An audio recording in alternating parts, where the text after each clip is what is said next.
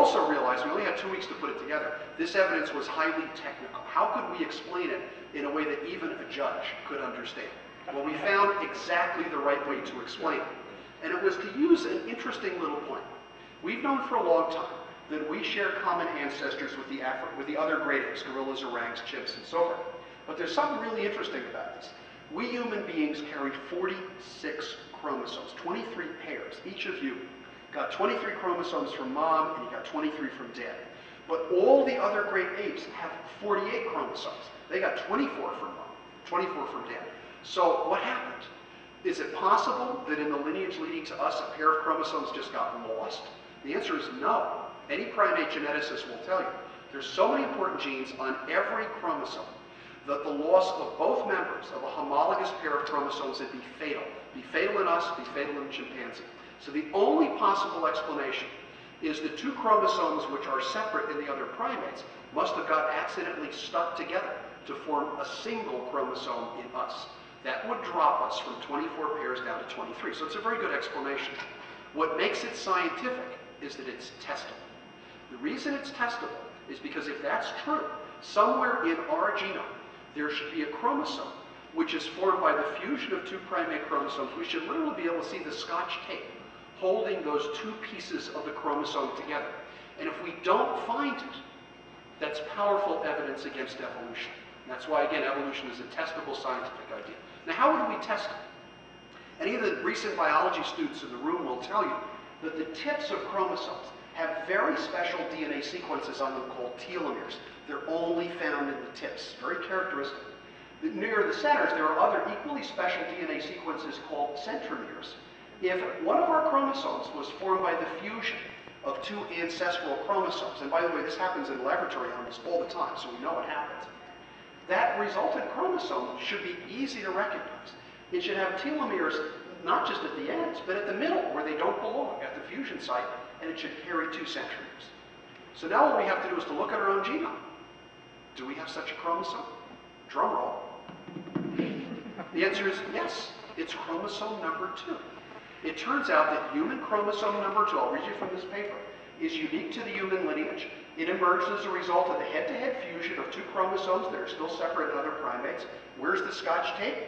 Between DNA bases 114,455,823 and 114,455,838. That's the Scotch tape. Are the telomeres there? Yes. Are there 2 centromeres there? Absolutely. Our centromeres in chromosome number 2 correspond to primate chromosome number 13 and primate chromosome number 12. One of them has been inactivated. That makes it more stable mitotically, but we can still recognize the DNA sequences. And so powerful is this that primate chromosomes, chimpanzee chromosomes 12 and 13, have been renamed.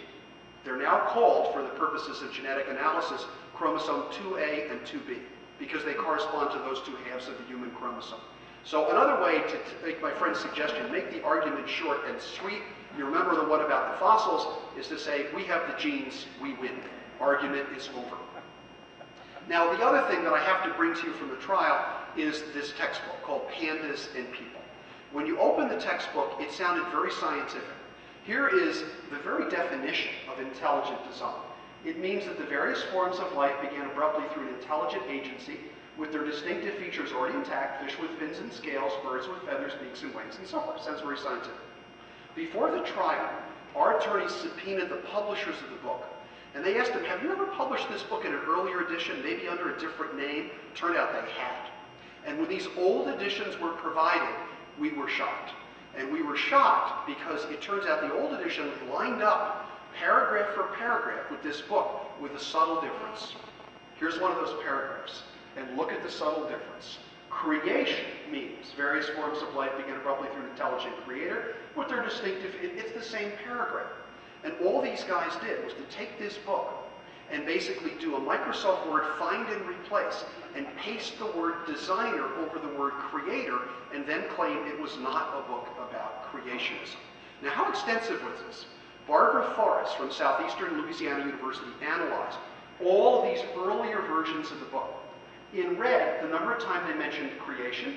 In blue, the number of times they mentioned design. The early books are all about creation and nothing about the design. Watch this. Bingo. All of a sudden, in 1987, Creation goes to zero, design shoots through the roof. Clearly, something very significant happened in 1987. Right in the middle of the year. You want to know what happened? A Supreme Court decision. Edwards versus Aguilar, which was the definitive Supreme Court decision that identified creation science as a religious doctrine, happened in the middle of the year. The publishers took the book and they said, we can't call this stuff creation science anymore. Let's think of a new term. Intelligent design. They took the books, they pasted the word designer over the word creator, and they published them. And that's the book that was given to the students at Dover with the claim that this is not a religious idea because now we're calling this guy a designer rather than a creator. Well, it didn't wash. The judge was actually irritated at it and turned out to be a big deal. Now, these are some of the highlights from the trial. I have to tell you, I can't quite remember what my next slide is because I've been shuffling this around a little bit. I think I know what it is, but I might have this wrong, so I might be setting up the wrong thing. I've tried to concentrate on why the scientific arguments for intelligent design fail. But besides the scientific arguments, there always is the larger argument. And that larger argument is the religious question, which is, isn't intelligent design necessary to salvage some sort of religious faith? Well, I don't think so. That's what my book was about. And I want to show you one of those erudite, educational television shows that I know you watch all the time in an effort to broaden your cultural horizons. It's a discussion on evolution. Watch how quickly the discussion turns to one about religion. Our guest is a professor of biology at Brown University and a leading critic of intelligent design. I'm going to ask him where he gets off. Please welcome Tim Miller.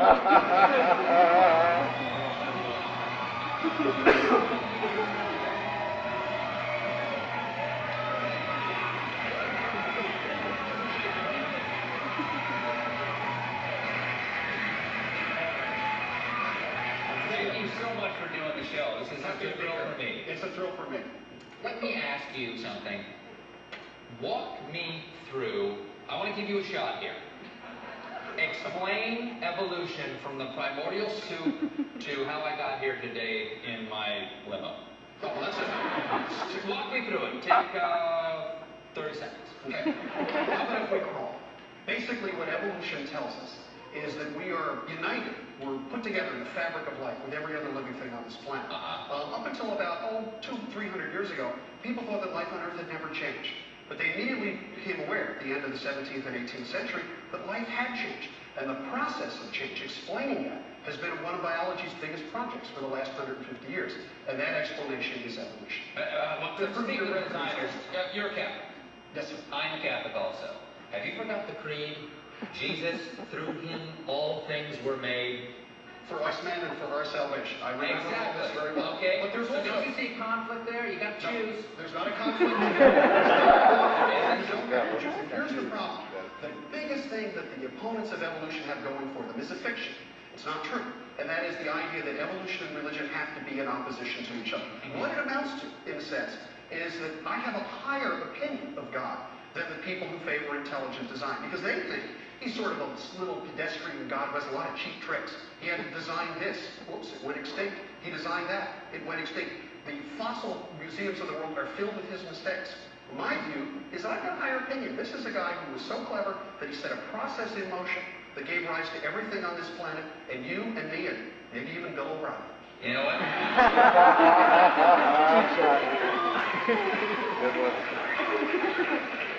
I agree with you about O'Reilly. I think O'Reilly could be so involved that he's one of the X-Men. Let me ask you something. You think God is that clever. I think God is so clever that he just made it look like there's a fossil record. So isn't God powerful enough that he just sort of put all those dino bones down in there to give us the illusion we've been here for a while? In fact, nothing existed before I was born. So your